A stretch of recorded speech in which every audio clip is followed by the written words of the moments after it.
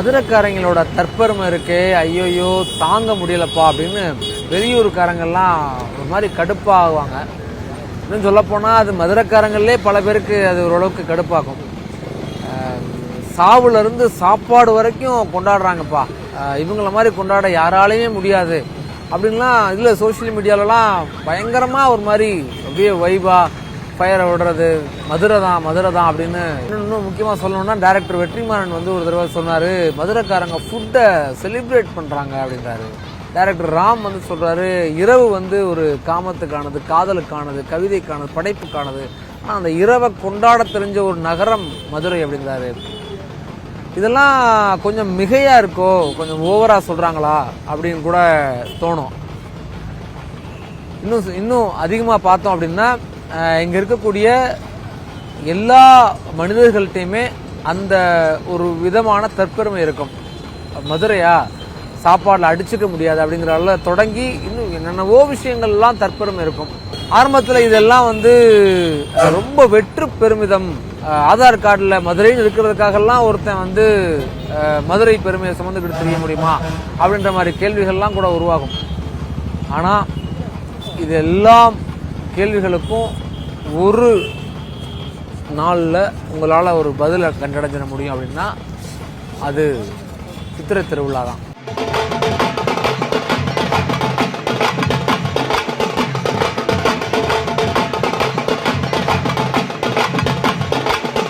ஒரு முறை சித்திரை திருவிழாவை நேரில் பார்த்தா சரிதான், இவங்களை வந்து கொண்டாட்டக்காரங்க அப்படின்னு மதுரைக்காரங்களை சொல்கிறதுல ஒரு நியாயம் இருக்குது அப்படின்னு தோணும்.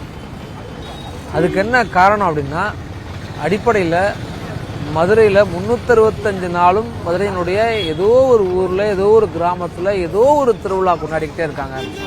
அது எல்லா திருவிழாக்களும் இந்து ஆன்மீக கோயில்கள் சார்ந்த விழாக்கள் மட்டும் இல்லை, இந்த பக்கம் இஸ்லாமிய, கிறிஸ்தவர்கள், இப்படி எல்லா மதத்தினர்கிட்டையும் ஏதோ ஒரு விழா, ஏதோ ஒரு கொண்டாட்டம் மதுரை முழுக்க இருக்கும்.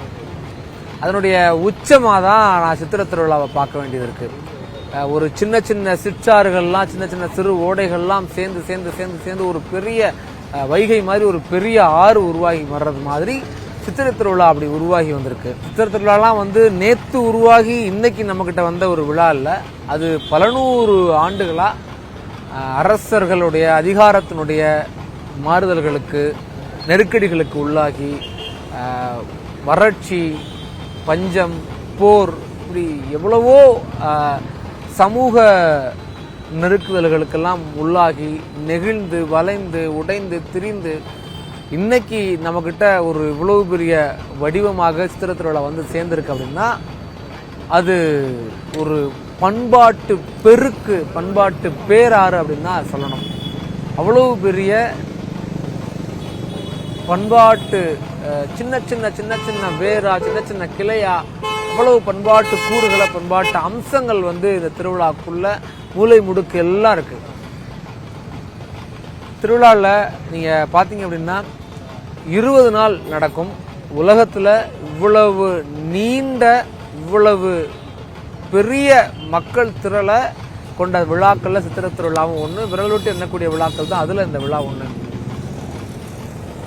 மதுரை மீனாட்சி அம்மன் கோயில் கொடியேற்றத்தில் துவங்கி அழகர் மறுபடி மலைக்கு போகிறது வரைக்கும் இதுக்குள்ள மக்களுக்கு இருக்கக்கூடிய கதைகள், புனைவுகள், நம்பிக்கைகள், மித்து, இதெல்லாம் பயங்கர இன்ட்ரெஸ்டிங்காக இருக்கும். மீனாட்சியும் அழகரும் அண்ணன் தங்கச்சி, இந்த மாதிரி நிறைய மித்தெல்லாம் இருக்குது. அவர் சீர் கொண்டு வராரு, துலுக்க நாச்சியாரை பார்க்க போகிறாரு, இப்படி ஏகப்பட்டமான இன்ட்ரெஸ்டிங்கான கதைகள்லாம் இருக்குது. அது ஒரு பக்கம் இருக்க, இந்த அடிப்படையாக இந்த கொடியேற்ற துவங்கி அழகர் மலைக்கு போகிற வரைக்கும் இந்த 20 நாள் கொண்டாடிக்கிட்டே இருப்பாங்க.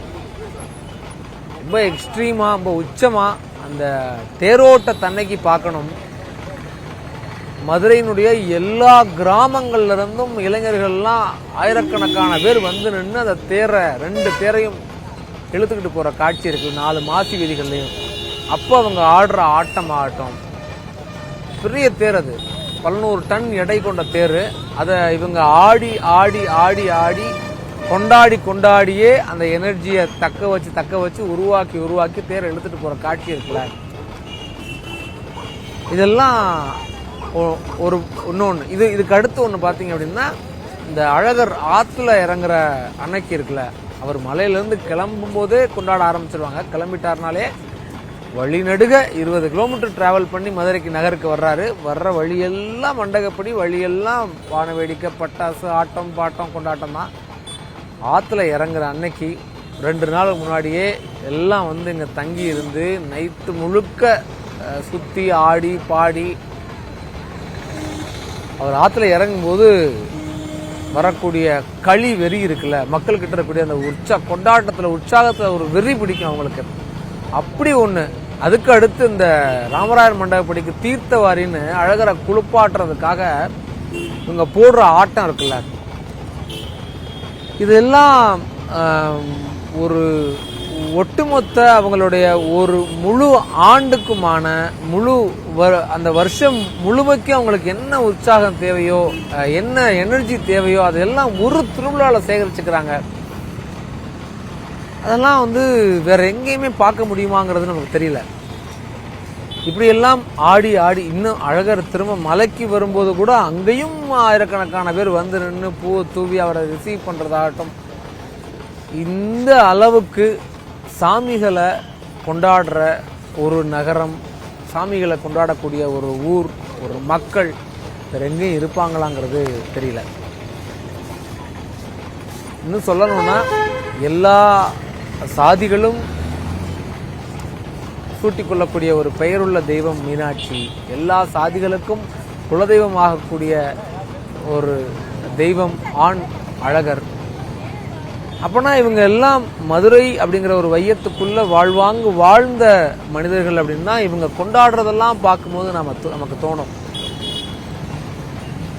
ஒரு முறை இது எல்லாம் கண்ணால நேரில் பார்த்தாச்சு அப்படின்னா, ஆரம்பத்தில் நமக்கு சொன்னமே அந்த மதுரைக்காரங்கன்னா ஆகோ ஓஹோ அப்படிங்கிறதெல்லாம் வந்து நியாயம்தான், சொல்லத்தான் வேணும் அப்படின்ற அளவுக்கு நமக்குள்ள ஒரு பெரிய கன்வின்சிங் ஏற்படும். இதனுடைய இப்படி கொண்டாடி பழகின ஒரு மனுஷன் சாப்பாடை கொண்டாடாமல் என்ன பண்ணுவான், சாவை கொண்டாடாமல் என்ன பண்ணுவான், வாழ்க்கையினுடைய ஒவ்வொரு அங்குலத்தையும் ஒவ்வொரு அணுவையும் ஒவ்வொரு தருணத்தையும் கொண்டாடாமல் என்ன பண்ணுவான். இன்னும் சொல்லணும் அப்படின்னா இவங்க வந்து கொண்டாடுறதுக்கு அழகரையும் மீனாட்சியும் ஒரு சாக்கா வச்சிருக்காங்க, ஒரு கருவியா வச்சிருக்காங்கன்னு கூட தோணும், அவ்வளவு தூரம் கொண்டாடும் போது பார்க்கறத. உண்மை என்னன்னா, இந்த மக்கள் வந்து அழகரையும் மீனாட்சியும் கொண்டாடுறது வழியா அவங்க தங்களைத்தான் கொண்டாடிக்கிறாங்க, தங்களுடைய வாழ்க்கையைத்தான் கொண்டாடிக்கிறாங்க, தங்களுடைய பண்பாட்டை தான் கொண்டாடிக்கிறாங்க. நியூஸ் 18 செய்திக்காக ஒளிப்பதிவாளர் பிரபாகருடன் வெற்றி.